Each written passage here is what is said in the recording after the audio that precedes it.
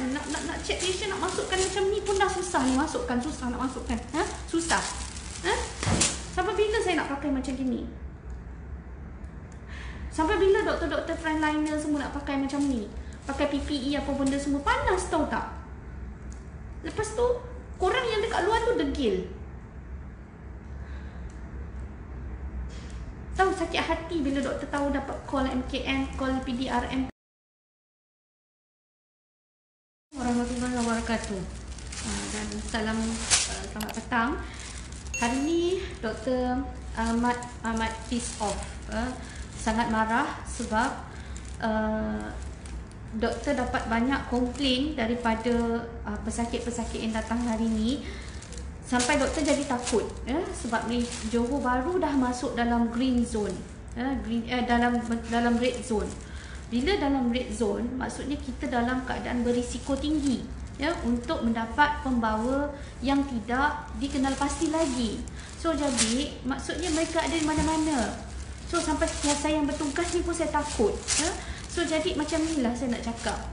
Tadi saya kecewa sebab patient saya, dia bawa anak dia 2 hari lepas pergi ke Speedmart, pergi dekat area Taman Bukit Mutiara. Dia kata dekat situ macam tak ada PKP. Dia cakap macam tak ada orang jaga. Kedai-kedai semua buka suka hati dan tak ada buat social distancing. Maksudnya orang selamba je berkumpul dekat situ macam tak ada apa-apa. Kecuali kedai-kedai lain dah tak buka, kedai runcit dah macam biasa. So jadi doktor bengang, tu satu, dan budak tu datang dengan demam lah tadi. So jadi tu satu. Dan banyak juga kes-kes yang komplain dekat Aeon okey, dekat bandar dekat Econ-Safe dekat Taman Daya, dekat JB, dekat pasar dekat Lakin, pasar dekat Lakin tak ada social distancing. Tak ada polis jaga, tak ada. Itu yang doktor jadi bengang sangat ni, bengang sebab masyarakat dekat JB ni memang sengaja nak cari nahas. Maksudnya memang sengaja nak suruh virus tu kejar korang. So jadi doktor bengang sangat sekarang ni sebab masyarakat Malaysia punya mentality, especially yang dekat Johor ni, yang Johor ni, yang Great Zone ni, yang Johor Bahru ni, degil sangat. So memang sengaja sebab kita tahu virus ni dia boleh ada dekat permukaan beberapa hari. So jadi kalau korang pergi simply lepas tu bersendol sana, bersondol sini, berpegang sana, berpegang sini, dah transmit, dah akan jadi rantaian yang panjang. Dan sampai bila kita nak settle ni? Bila masalah kita nak settle ni? Bila kita punya rantaian akan berpanjang-panjangan, kita tak akan dapat kurangkan risiko penyebaran ni. Faham tak? Doktor tak nak pakai macam ni setiap hari. Faham tak? Doktor tak nak duduk dekat rumah, stay at home, tak boleh balik kampung, tak boleh tengok mak. Dan ramai lagi ibu-ibu yang kerinduan anak-anak dekat universiti. Ada mak-mak yang ayah-ayah yang tak ada sumber makanan, sumber pencarian sekarang ni. Doktor ada patient, bukan patient, ada masa kita buat NGO yang tak makan beberapa hari. Tengok je lah doktor, Ustaz Abid Liu, tengok siapa. Semua banyak sangat orang yang kesusahan sekarang ni, hilang punca pencarian. Kalau kita berterusan macam ni, lama bulan-bulan, macam mana dengan ekonomi kita? Tengok doktor punya klinik pun selalu ramai pun jadi tak ramai. Ingat senang ke kalau kita nak survive, nak bayar tu, nak bayar ni sebagai orang yang bisnes? Ingat senang ke nak survive, nak bayar hutang, nak bayar tu, nak bayar staff, nak bayar ni? Kita tak boleh tau. Kita terpaksa gunakan duit simpanan. Sampai bila pun akan habis. Lama-lama kita akan KO juga macam mana pun.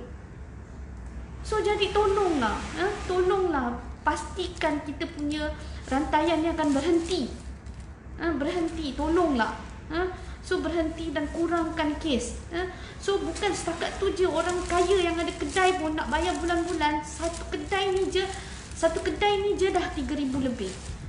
Kalau dah 2 kedai dah 7,000 lebih. 7,000 bulan-bulan nak kena bayar banyak tu. Kau ingat Cina-Cina lelaki asuh tu, toke-toke kedai ni semua nak bagi free ke tiap-tiap bulan? Mana nak korek duit? So jadi sekarang ni bukan itu masalahnya. Ekonomi tu bukan saya seorang je yang rasa. Semua orang pun dah rasa. Termasuk kerajaan sekali terpaksa tanggung semua manusia-manusia yang degil juga. Diorang tak kerja, duduk kumpul sana sini, lepas tu tiba minta insentif. Minta insentif tu, minta bantuan tu, minta bantuan ni, tapi kau degil. Bengang lah ni. Kau minta itu bantuan tu, bantuan ni pada kerajaan, tapi bodoh pergi duduk lagi dekat sana sini semua. Ni mulalah doktor nak marah. Geram, tahu tak? Berkumpul, lepas tu dekat Ekon Safe, dekat Taman Daya tu, satu keluarga 2, 3, 4 orang datang, tak ada orang tengok. Lepas tu yang doktor geram, doktor telefon MKN tadi untuk buat laporan. Dia kata tak, dia kata pergi dekat PDRM. Ni doktor nak cakap ni dengan MKN, dengan PDRM ya. Tak tahu macam mana lagi nak komplain. Okay, so tak tahu macam mana. Kau rasa macam kena buat lockdown aja. Sebab doktor komplain dekat MKN nak bagi tahu pasal Lakin, pasal dekat Pasar Raya, Speedmart, dekat pasal Ekon Safe, dekat mana tadi Taman Daya, semua doktor nak bagi tahu pada MKN. Tapi MKN jawab apa tahu? Dia kata telefon PDRM. Dia kata telefon ibu pejabat polis daerah masing-masing. Okey, dia kata dia orang lebih berkuasa. Dia kata okey, fine, saya telefon IPD. Saya telefon IPD dekat sini ya. Saya telefon IPD tu cakap, oh kita dah halau dia orang tadi. Kalau dia orang nak buat, kita nak cakap macam mana? Amboi, kita dah red zone kot. Dia kata kalau kita dah total lockdown baru kita akan kawan. Habis selama ni dia orang tak meronda ke? Dia orang duduk dekat office je. Dia kata kita cover luas puan. Saya dah marah dah tadi. Ya, saya kata polis buat apa? Meronda. Dia kata sebab orang degil. Dia kata orang degil. Kita dah halau, banyak kali dah halau ya. Buat macam tu, buat macam ni, halau. Tapi manusia masih degil lagi ya. Masyarakat masih degil. Maksudnya polis takkan dia nak all the time dekat situ. Tapi saya rasa lepas ni mungkin PDRM kena letak rela ke, kena letak apa ke, sukarelawan yang betul-betul nak buat kerja ni, yang duduk dekat situ, tempat-tempat yang degil ni. Saya nak cadangkan macam tu je. Mana-mana setiap tempat, setiap daerah, setiap kampung mana kena ada satu rela sukarelawan yang boleh halau diorang ni. Bagi diorang jadi spy. Bagi diorang spy, panggil polis datang tentu juga. Halau diorang ni. Saya tak tahulah kalau macam ni kan, PDRM jawab macam ni, saya rasa orang akan ambil, oh polis pun tak kisah. Polis pun buat tak tahu. Itu yang saya geram tu dengan PDRM tadi. Saya tak tahu. Memanglah dia kata dia halau. Tapi berapa kali dia orang pergi tengok, buat check, spot check. Dah dia orang suka-suka hati je berbelanja macam tu. Dah lah dekat area taman-taman dekat area sini ni memang ramai orang yang miskin ya. Dekat area depan ni banyak orang yang tak susah duduk kat flat PPR apa benda semua. Berapa lama lagi kita nak hidup dalam keadaan macam ni? Penat tau. Doktor pun tak nak lah pakai benda-benda ni. Penat nak check patient, nak masukkan macam ni pun dah susah ni masukkan. Susah nak masukkan. Susah. Sampai bila saya nak pakai macam gini? Sampai bila doktor-doktor frontliner semua nak pakai macam ni? Pakai PPE apa benda semua. Panas tau tak? Lepas tu, korang yang dekat luar tu degil. Tahu sakit hati bila doktor tahu dapat call MKN, call PDRM tadi. Seolah-olah macam I tak ada kuasa pun nak buat unless kena lockdown. Okay, fine. Kena sampai lockdown. Lockdown tu hanya berlaku apabila betul-betul kita dah jadi macam Itali. Nak macam itu? Nak jadi macam Itali tu baru nak lockdown. That is stupid, man. Penatlah macam ni. Korang nak ke jadi macam Itali? Nak ke jadi macam Amerika Syarikat? Tolonglah. Korang tengoklah. Mati lambat-lambat. Sampai terpaksa buat satu kubur besar-besar, tanam semua. Korang nak ke macam tu? Sampai dia punya doktor, dia punya nurses pun dah mati-mati dah semua. Doktor tak pernah marah macam ni tau tak. Doktor marah sebab tadi doktor telefon, doktor tulis MKN, tolong PDRM. Doktor rasa helpless. Doktor rasa helpless. Helpless sebab apa? Tak tahu nak buat macam mana. Doktor tak tahu nak buat macam mana lagi dah.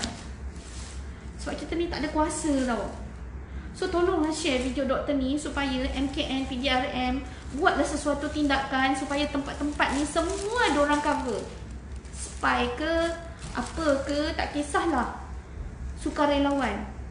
Tangkap diorang ni. Bagi authority kepada tu. Buat betul-betul ganas macam dekat, janganlah sampai tembak mati. Maksudnya tangkap betul.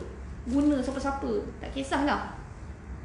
Saya dah memang frust sangat ya. So ini baru saya pakai macam ni. Yang kat frontliners tu punya belambak pakai baju yang full coverage tu. Ingat senang ke nak pakai keluar masuk sembahyang pun terpaksa jamak. Geram, tahu tak geram?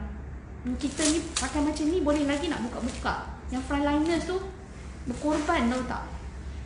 Pun masyarakat masih degil lagi. Bukan apa, doktor sayang Malaysia ni. Orang tak sayang ke Malaysia ni? Kau tak sayang ke sama-sama? Kalau pergi ke sana kemari, merayap ke sana kemari, jiran-jiran ni semua merayap ke sana kemari, kau tahu tak apa jadi? Rakyat tersebar, makin lama makin teruk, makin jadi white tau, daripada nak kematian tu banyak. Nak kematian tu banyak, nak kes banyak, macam tu. Sekarang ni kita kata tak pernah lagi kita punya kes baru di bawah daripada 100. Tak pernah lagi. So jadi mengharap sangat, doktor mengharap sangat benda ni orang-orang dekat luar sana, ya, tolonglah, duduklah dekat rumah. Tolonglah, jangan ni dekat JB ada parti lagi, budak-budak muda parti lagi. Ada parti apa entah sampai kena tangkap. Ya Allah, ya Tuhan. Tak tahan lah, doktor pergi pasar raya pun sama. Ya, walaupun pakai PPE pun Helen, kita tak selamat. Doktor ni pakai ni, dekat atas meja doktor ni. Ingat, busuk bau ni tau. Yang kuman ni busuk ni, Clorox ni, busuk ni. Setiap kali nak pakai, pening doktor, pening. Sebab apa? Pakai tu setiap kali lepas patient kita terpaksa screen, terpaksa buat nyakuman. Terpaksa buat nyakuman semua. Satu patient, setiap patient kena pakai ni semua, setiap patient. Every patient kena cuci tombol pintu, kena cuci tombol pintu depan. Ni atas meja ni semua terpaksa, lantai-lantai ni, meja ni, kursi-kursi ni semua doktor terpaksa spray macam ni terpaksa spray macam ni meja-meja ni semua. So jadi fahamlah sikit, bukan senang tau, bukan senang. Kalau tiba-tiba na'udzubillah lah, harap-harap tak ada patient yang datang ke klinik doktor yang bawa benda ni. Walaupun dah banyak juga doktor refer ke kerajaan, doktor ada refer ke kerajaan tentang apa ni pusing pula. Ni dah marah sangat lah ni, handphone doktor tu pusing-pusing. So jadi ada dekat apa tadi, ada dua kes malam doktor refer untuk buat COVID screening. So doktor pun ni memang tawakal Allah je lah ni, tawakal Allah. Okey, dah doktor nak balik dah, Okey, Assalamualaikum warahmatullahi. Minta maaf